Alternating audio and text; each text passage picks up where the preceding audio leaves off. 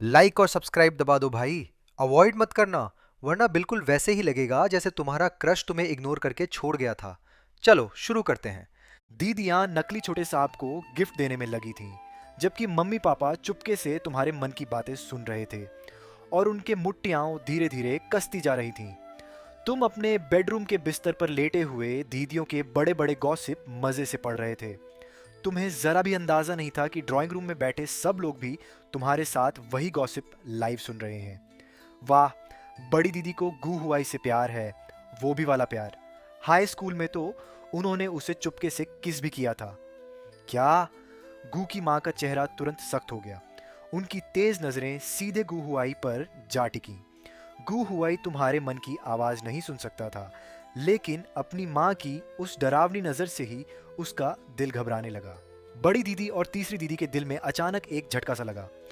अभी ये आवाज किसकी थी? लेकिन दूसरी दीदी गुचिंघान, जो तुम्हारे मन की आवाज सुनने की आदी हो चुकी थी, बिल्कुल शांत रही। उसने बड़ी दीदी की तरफ एक नजर डाली, मानो कुछ कहना चाहती हो। तभी तुम्हारे मन की आवाज फिर गूंजी। हम। अच्छा हुआ बस गाल पर किस किया। अगर होंठों पर किस होता तो ये भाई बहन का रिश्ता क्या कहलाता। वैसे भी सगे तो है नहीं, होंठों पर किस भी कर लेते तो क्या फर्क पड़ता। बड़े होकर शादी ही तो करनी है। गु वानचिंग अचानक खड़ी हो गई। उसकी नजरें चारों तरफ ऐसे घूम रही थीं, मानो वह उसी आदमी को पकड़कर बाहर खींच लेना चाहती हो जिसने ये बकवास फैलाई थी। गु छिंगहान अचानक तुम्हें बुलाने की जल्दी में नहीं रही। उसने कहा, अरे गॉसिप सुनना तो बड़ा मजेदार है, और फिर वापस बैठ गई।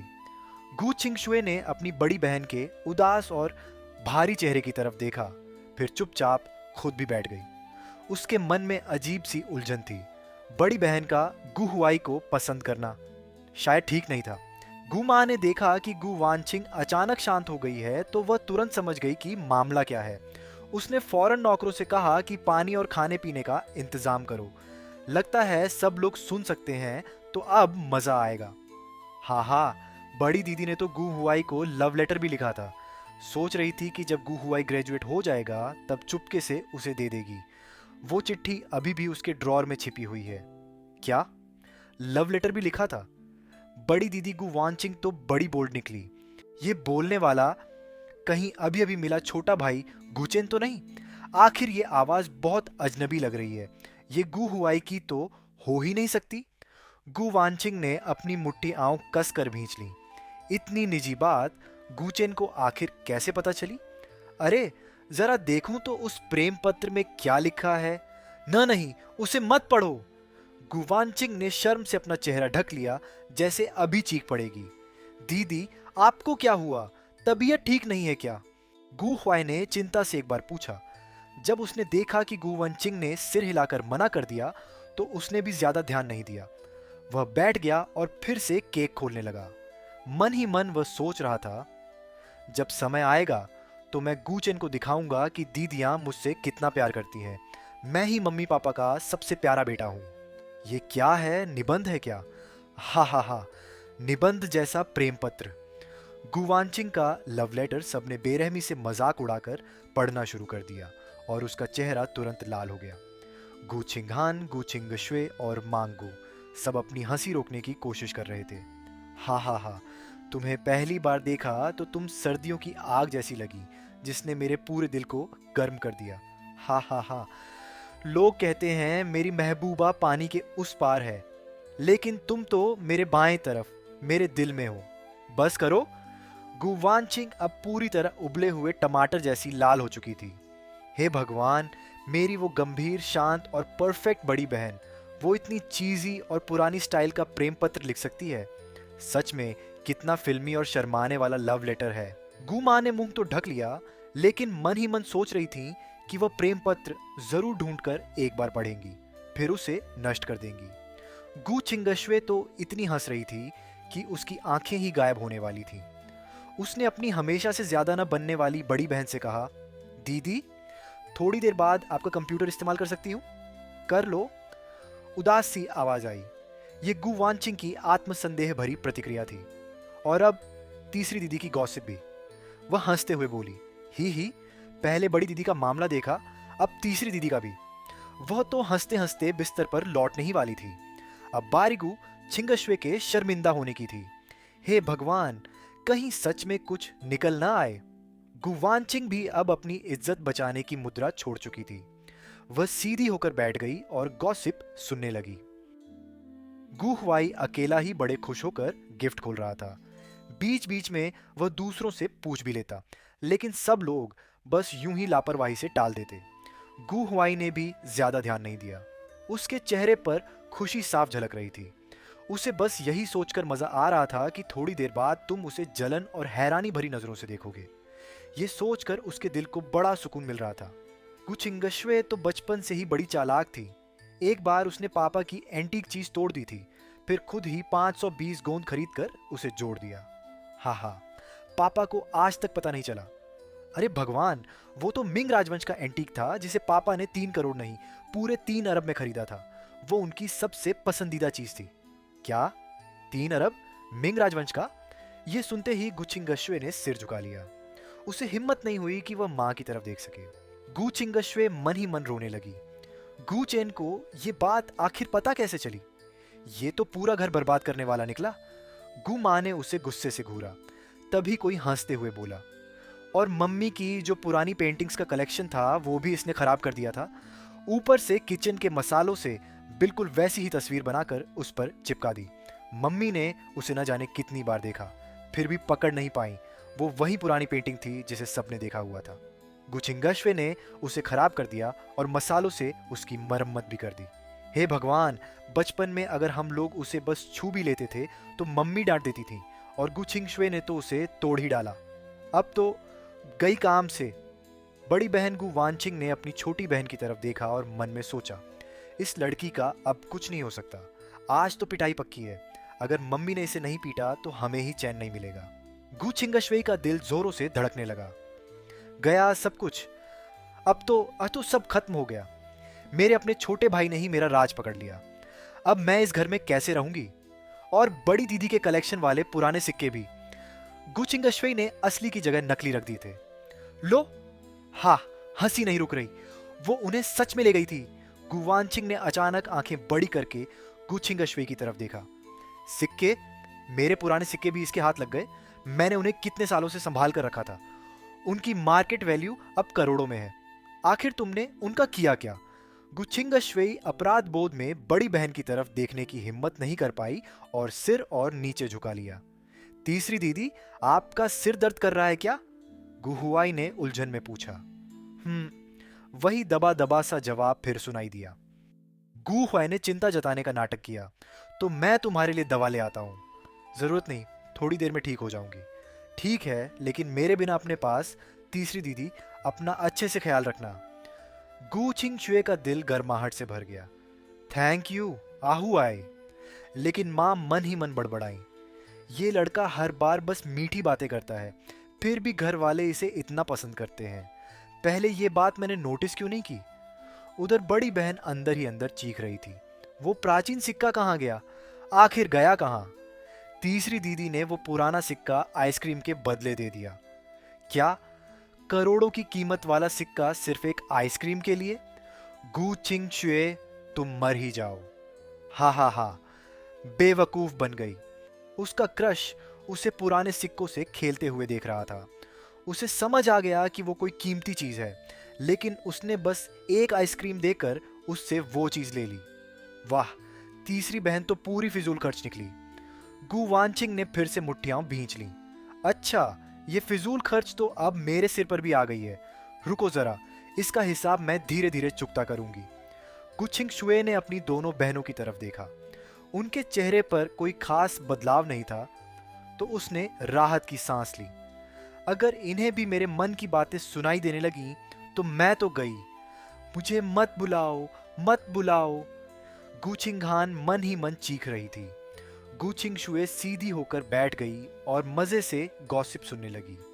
गुचिंगहान की नजरें इधर उधर भटकने लगी। मैंने कोई बुरा काम नहीं किया, मैं अच्छा इंसान हूं। लेकिन दूसरी बहन तो कंपनी के नए कलाकारों के साथ खेलती फिरती थी।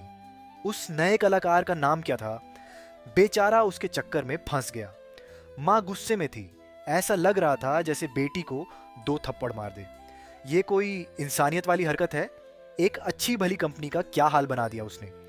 उधर गु वानचिंग और गु छिंगशवे भी चुपके से गु छिंगहान को थम्स अप दे रही थी। वाह, कमाल है, खेलने में तो एक्सपर्ट निकली।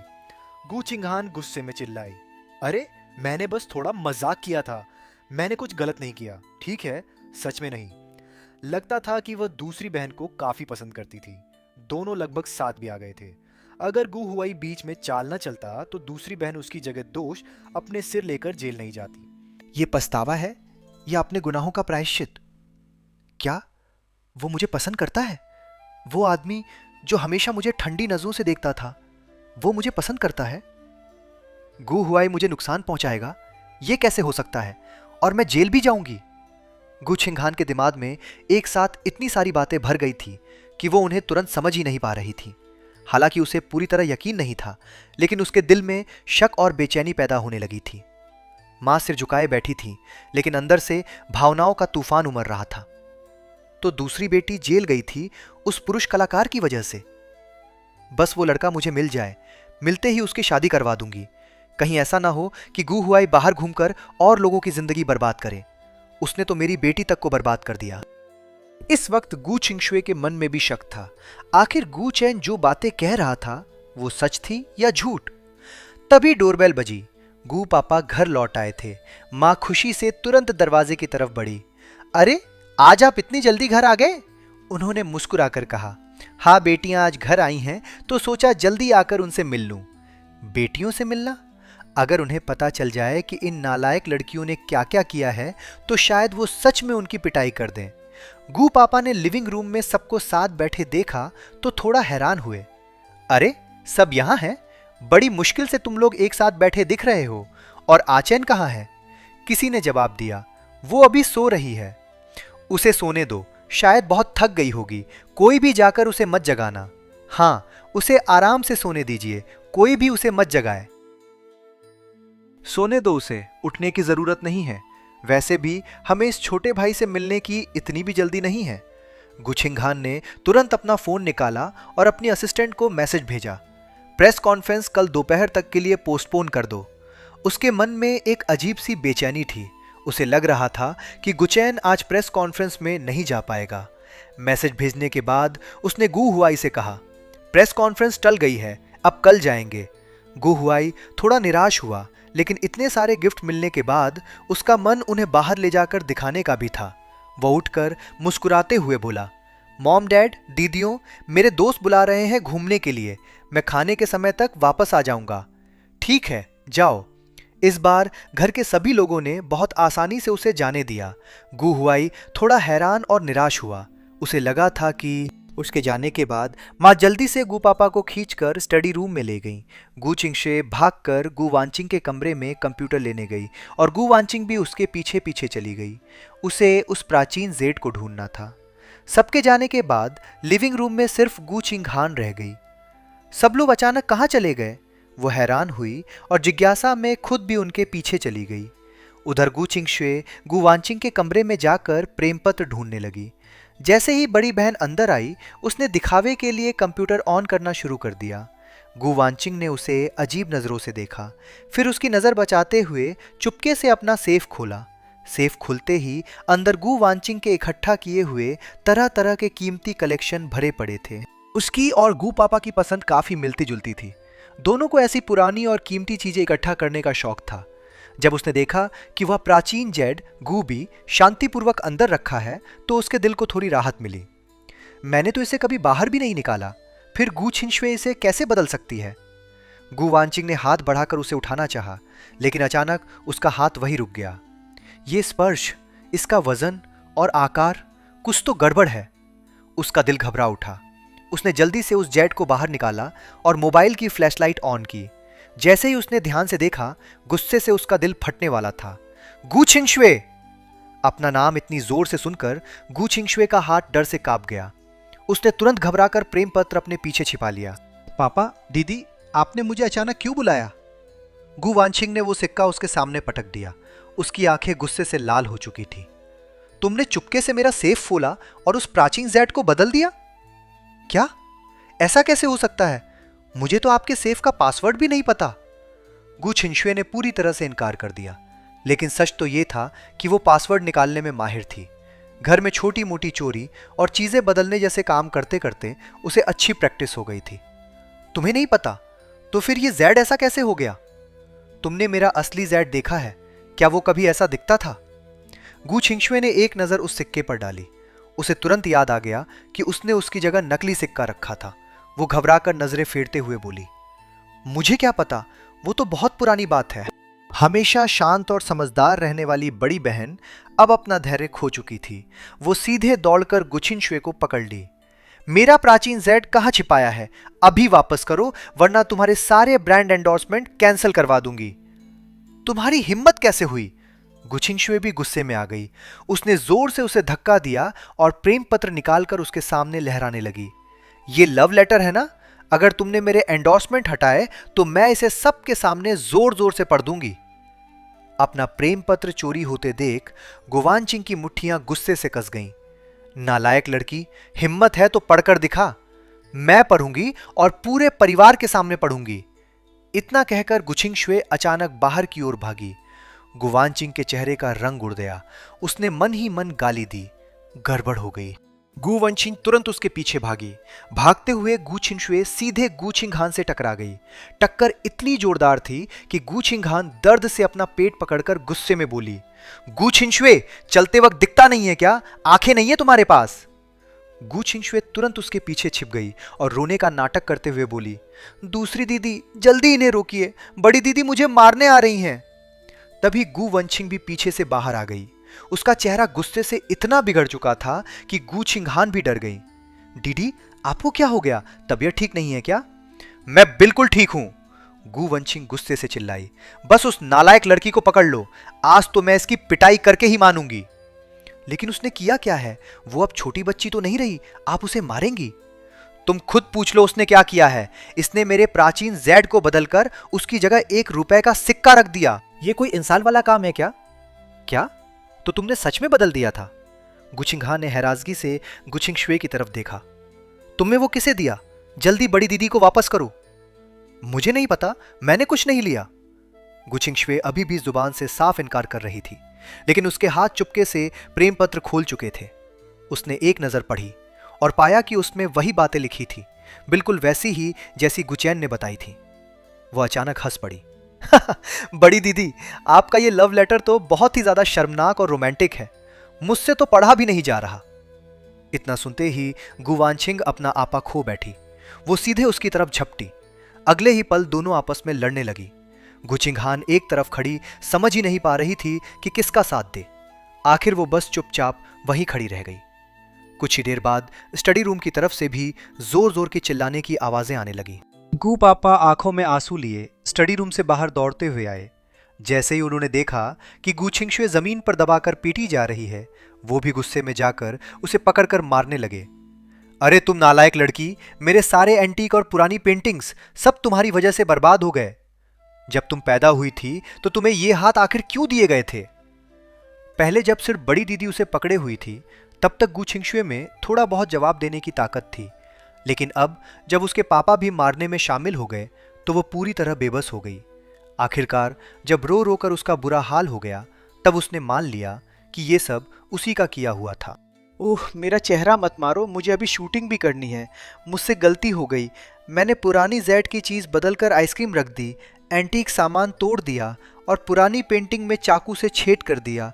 प्लीज़ मुझे छोड़ दो, जितने पैसे चाहो मैं सब भर दूंगी। ये कहते ही गु पापा और गु वानछिंग उसे और जोर से पीटने लगे। आखिर में गु माँ को बेटी पर तरस आ गया और उन्होंने उसे बचा लिया। उह, ये लोग मुझे मार रहे हैं, आह! बस करो, मत रो, माँ तुम्हारे लिए इंसाफ करेगी। लेकिन गु माँ मन ही मन सोच रही थी, खुद ही किया है सब, इतनी बड़ी हो गई फिर भी पिट रही है, कितनी शर्म की बात है, ठीक ही हुआ। तभी गु माँ ने गु छिंशुए के हाथ में प्रेम पत्र देखा। वह तुरंत उसे छीन कर ले गई और सबके संभलने से पहले ही उसे फाड़ डाला। ये क्या बकवास चीज है? अरे ऐसी बातें मत करो, क्या पता इसमें कोई धमकी वगैरह लिखी हो। गु वानछिंग ने तुरंत जमीन पर गिरे हुए फटे प्रेम पत्र को उठा लिया। उसकी आवाज में दर्द साफ झलक रहा था। माँ, गुमा थोड़ा झेप गई और मजबूरी में हल्की सी मुस्कान खींचते हुए बोली, बेटा मैंने जानबूझकर नहीं फाड़ा। मां कोई बात नहीं। गु वानछिंग ने प्रेम पत्र उठाया, फिर गु छिंगशुए की तरफ ठंडी नजर से देखते हुए कहा, पुराना जेड वापस करो या फिर 5 करोड़, दोनों में से एक चुन लो। इतना कहकर वो सीधे अपने कमरे में चली गई और खुद को बंद कर लिया। गु छिंगशुए अभी शिकायत करने ही वाली थी। मां आप देख रही हैं ना उसे? गु मां ने तुरंत टोक दिया, बस भी करो, देख नहीं रही तुम्हारी बड़ी बहन तुम्हारी वजह से कितनी परेशान हो गई है। गु पापा ने ठंडी आवाज में कहा, अब से तुम्हारी सारी कमाई तुम्हारी माँ के अकाउंट में जाएगी, बाकी तुम खुद समझ लो। गु छिंगशुए तुरंत रोने लगी। पापा, आपने तो मेरे सारे कार्ड पहले ही फ्रीज कर दिए हैं, अब मेरे पास पैसे आएंगे कहां से? लेकिन गु पापा ने उसकी बात का कोई जवाब नहीं दिया। वह फिर से अपने स्टडी रूम में लौट गए और टूटे हुए एंटीक सामान को देखकर दुखी होने लगे। मन ही मन सोच रहे थे, पता नहीं इसे रिपेयर कराया जा सकता है या नहीं, फेंकना तो बहुत अफसोस की बात होगी। उधर गु छिंगहान चुपचाप ये पूरा तमाशा देख रही थी। उसने मन ही मन तुम्हें थम्स अप दिया। कमाल है मेरे छोटे भाई, तुम खुद सामने भी नहीं आए और घर में युद्ध छिड़ गया। और उधर तुम ड्रामा खत्म होते ही फिर से आराम से सो गए। तुम्हें तो बिल्कुल अंदाजा भी नहीं था कि बाहर क्या हंगामा चल रहा है। तुम कंबल ओढ़े आराम से सपनों की दुनिया में घूम रहे थे, लेकिन सपने वाला झोगोंग जरा भी सहयोग नहीं कर रहा था। मुझे उसे किस करना है, लेकिन वो बार बार मना कर रहा था। गुस्से में तुमने पैर पटका, कमबख्त, सपना ही तो है, एक किस करने देने में क्या चला जाएगा। तुम जबरदस्ती उसकी तरफ झपट पड़े, लेकिन जैसे ही उसका चेहरा साफ दिखाई दिया तुम डर के मारे तुरंत जाग गए। ये क्या था? इस दुनिया की हीरोइन मेरे सपने में कैसे आ गई? हे भगवान, अभी तो मैं हीरोइन को जबरदस्ती किस करने वाला था। अच्छी नींद के बाद तुम बड़े संतुष्ट होकर बिस्तर से उठे। उस वक्त रात के 8 बज चुके थे और तुम्हें जोरों की भूख लग रही थी। वैसे इस घर की साउंड प्रूफिंग सच में कमाल है, कम से कम उस पुराने किराए वाले घर जैसी नहीं जहां हर छोटी आवाज भी साफ सुनाई देती थी। हर दिन पड़ोस से आने वाली लड़ाई की आवाजें सुन सुनकर इंसान सच में पागल हो जाए। तुमने जल्दी से फ्रेश होकर खुद को ठीक किया और अपने उन 3 खूबसूरत बड़ी बहनों से मिलने की तैयारी की। दरवाजा खोलते ही गुमा दौड़ कर आई और तुम्हें कसकर गले लगा लिया। आचेन, तुम आखिरकार उठ गए, जल्दी नीचे आकर खाना खा लो। मैंने नौकरों से तुम्हारा खाना फिर से गर्म करवाया है। तुम्हारी तीनों बहनें भी लिविंग रूम में हैं, माँ तुम्हारा उनसे परिचय करवाती है। जैसे ही तुम नीचे उतरे तुम्हारी नजर उन 3 बेहद खूबसूरत बहनों पर पड़ी, लेकिन अगले ही पल तुम मन ही मन बड़बड़ाए, अरे दूसरी बहन को छोड़कर बड़ी बहन और तीसरी बहन के चेहरे थोड़े सूजे हुए क्यों लग रहे हैं? क्या इन्हें किसी ने मारा है? ये सोचते ही तुम्हारे अंदर हल्का गुस्सा भर गया। आखिर किसकी हिम्मत हुई मेरी प्यारी बहनों पर हाथ उठाने की? ये लोग तो पहले ही कहानी के साइड कैरेक्टर हैं, फिर भी इनके साथ इतना बुरा बर्ताव किया जा रहा है। सच में इंसानियत ही नहीं है। गु पापा कुछ देर चुप रहे, फिर मुस्कुराते हुए तुम्हें समझाने लगे। जब ये लोग वापस आ रहे थे तब गलती से दीवार से टकरा गए थे, इसलिए चेहरा सूज गया। जिसका चेहरा ज्यादा सूजा है वो तुम्हारी तीसरी बहन गु छिंगशुए है और थोड़ा कम सूजा हुआ चेहरा तुम्हारी बड़ी बहन गु वानचिंग का है। दूसरी बहन से तो तुम पहले ही मिल चुके हो। तुमने थोड़ा हिचकिचाते हुए धीरे से कहा, बड़ी दीदी, तीसरी दीदी, दूसरी दीदी। तुम्हारे मन में हल्की घबराहट थी। हालांकि अब मम्मी पापा का रवैया मेरे लिए बदल गया है, लेकिन कहानी में तो ये तीनों बहनें मुझे पसंद नहीं करती थीं। अगर मैंने इन्हें ऐसे बुलाया तो कहीं नाराज तो नहीं हो जाएंगी? हालांकि वे नाराज नहीं हुई, बस हल्के से सिर हिलाया और कुछ खास नहीं बोली। आखिर सब एक दूसरे के लिए अभी काफी अजनबी थे, लेकिन तीनों बहनों के मन में एक ही बात चल रही थी, ये छोटा भाई सच में माँ से कितना मिलता जुलता है। एक नज़र में ही पता चल जाता है कि ये उनका असली बेटा है। गु माँ ने तुम्हारा हाथ पकड़कर तुम्हें अपने पास बैठा लिया। फिर उन्होंने खुश दिख रहे गुहुआई की तरफ देखा और अपनी तीनों बेटियों से पूछा, पहली बार अपने छोटे भाई से मिल रही हो तो तुम सबने उसके लिए कोई गिफ्ट तो लिया होगा ना? जल्दी निकालो, माँ भी देखे।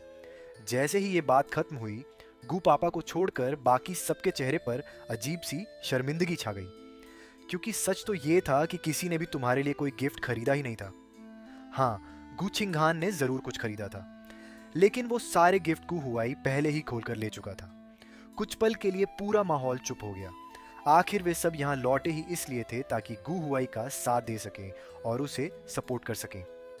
वे सब तो बस यही सोचकर लौटे थे कि तुम्हें घर में गु हुआई को परेशान करने से रोकेंगे, लेकिन अभी जो कुछ हुआ उसके बाद उन्हें महसूस हुआ असल में तो उन्हें खुद किसी के सहारे की जरूरत है।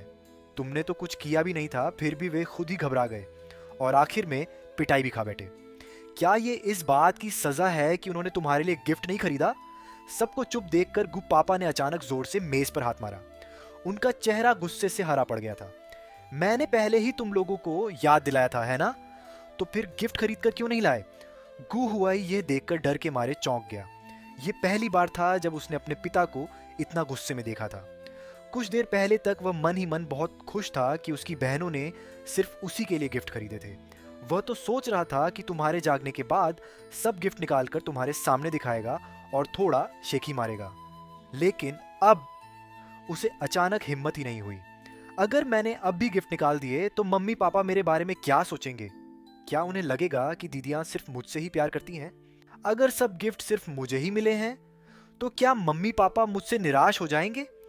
गु माँ ने गु हुआई की तरफ देखा और मन ही मन सोचा, बस अभी अगर ये आगे बढ़कर अपनी तीनों बहनों की तरफ से 2 बातें बोल दे और गिफ्ट निकालकर थोड़ा बांट दे तो बात यहीं खत्म हो जाएगी। लेकिन वह अब भी चुपचाप खड़ा था, जैसे उसे किसी बात से फर्क ही न पड़ता हो।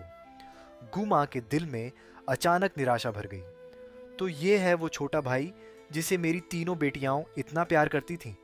सच में एहसान फरामोश निकला। तभी गु चिंगहान ने अचानक चुप्पी तोड़ी।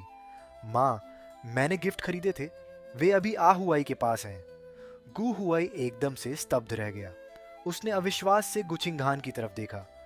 दूसरी दीदी, वो गिफ्ट तो आपने मुझे दिए थे ना? गु चिंगहान ने नजरें फेर ली। उनमें से एक हिस्सा गुचेन के लिए था, बस मुझे तुम्हें बताने का मौका नहीं मिला। ये नहीं हो सकता। गु हुआई मायूस होकर सिर झुका लेता है। उसे पता था कि उन गिफ्ट्स में गुचेन का भी हिस्सा है, लेकिन फिर भी उसने खुद से उन्हें निकालकर बांटने की बात नहीं की। तभी गु माँ खुद बोल पड़ती हैं, हुआई, अभी तुम्हें इतने सारे गिफ्ट खोलते देखा, हाथ भी थक गए होंगे ना? जाओ, उन्हें निकालो और आचेन के साथ बांट लो। क्यों? गु हुआई का चेहरा एकदम पीला पड़ जाता है। डैड, वो सब दीदियों ने मुझे दिए हैं, मैं सब उसे कैसे दे सकता हूँ? गु पापा गंभीर आवाज में कहते हैं, आचेन उनका सगा छोटा भाई है। चाहे अभी तुम लोगों में दूरी हो, लेकिन खून का रिश्ता सबसे गहरा होता है। थोड़ा समझदारी दिखाओ। इतने सारे गिफ्ट्स तुम अकेले भी इस्तेमाल नहीं कर पाओगे। तीनों बहनों के मन में उलझन भर जाती है। वे सोचती हैं, अगर हम गुचेन की तरफदारी करें तो ऐसा लगेगा जैसे हम अपने असली छोटे भाई के लिए बिल्कुल भी दिल नहीं रखते, लेकिन अगर उसकी मदद न करें, गु हुआई को इतनी परेशानी में देखकर हमारे दिल में भी तकलीफ होने लगी। आखिर इतने सालों तक अपना असली छोटा भाई नहीं मिला था, इसीलिए हमने अपना सारा प्यार गु हुआई पर ही लुटा दिया। इतने सालों में ये आदत बन चुकी थी। तुम मन ही मन ठंडी हंसी हंसते हो। इससे गिफ्ट निकलवाना इसे मार डालने से भी मुश्किल है। न देना है तो मत दे, जैसे मुझे इनके गिफ्ट्स की इतनी चाह है। फिर तुम इस भारी माहौल को तोड़ते हुए बोल पड़ते हो। वैसे भी मैंने उसे कभी कोई गिफ्ट नहीं दिया। अगर उसे इतने ही गिफ्ट चाहिए तो समझ लो वो सब मेरी तरफ से उसे गिफ्ट है। तुम्हारी नज़र तीनों बहनों पर घूमती है, लेकिन उन्हें अचानक सख्त होकर जड़ सा खड़ा देख तुम चुप हो जाते हो। क्या ये दीदियां मुझे इतना नापसंद करती हैं कि मेरी तरफ देखना भी नहीं चाहती? फिर तुम गुमा की तरफ मुड़कर कहते हो, माँ, मुझे भूख लगी है, खाना खाना है। गुमा हल्की सी आह भरती है। ठीक है, पहले खाना खा लेते हैं, उसके बाद मैं तुम्हें शॉपिंग पर ले जाऊंगी, सिर्फ हम दोनों। ये बात जानबूझकर गु हुआई को सुनाने के लिए कही गई थी। मतलब साफ था, कोई और साथ नहीं आएगा। गु हुआई सिर झुकाए खड़ा रहता है। उसका चेहरा बेहद बदसूरत हो चुका था और उसके नाखून हथेली में धंस गए थे। वो मन ही मन सोच रहा था, गुचेन, कौन चाहता है तुम्हारी एहसान वाली दया? फिर गु हुआई खड़ा हुआ और रोती हुई आवाज में बोला, मॉम, डैड, मेरी तबीयत थोड़ी ठीक नहीं लग रही, मैं ऊपर कमरे में जा रहा हूँ। गु हुआई के जाते ही गु वानचिन भी तुरंत खड़ी हो गई, लेकिन गु माँ ने उसे रोक लिया। कहाँ जा रही हो? माँ, आ हुआई की तबीयत ठीक नहीं है, मैं जाकर उसे देख लेती हूँ। क्या देख रहे हो? बस एक ही बार हुआ था, उससे क्या हो जाएगा? जेजे, इतनी चिंता हो रही है क्या? बड़ी दीदी का तो सच में गु हुआई से सच्चा प्यार है। चुप रहो। गु वानचिन अचानक जोर से चिल्ला उठी, जिससे सब लोग चौंक गए। अपनी हालत समझते ही उसने जल्दी से माफी मांगी। सॉरी माँ, मैं आप पर नहीं चिल्ला रही थी, मैं बस। माँ गु का चेहरा खराब हो गया और वो बैठ गई। अभी अभी अपने असली भाई से मिली हो और तुम्हारा रवैया ऐसा है? गुवानचिन बेबस होकर बोली। माँ, हुआई का चेहरा बहुत खराब लग रहा है। आप जानती हैं ना, उसकी तबीयत हमेशा खराब रहती है। उसने इतने सारे गिफ्ट्स लिए हैं, फिर क्या खराब है? मुझे तो लगता है वो खुशी से पागल हो रहा होगा। माँ, आप ऐसी बातें कैसे कह सकती हैं? गुवानचिन हैरानी से उन्हें देखने लगी।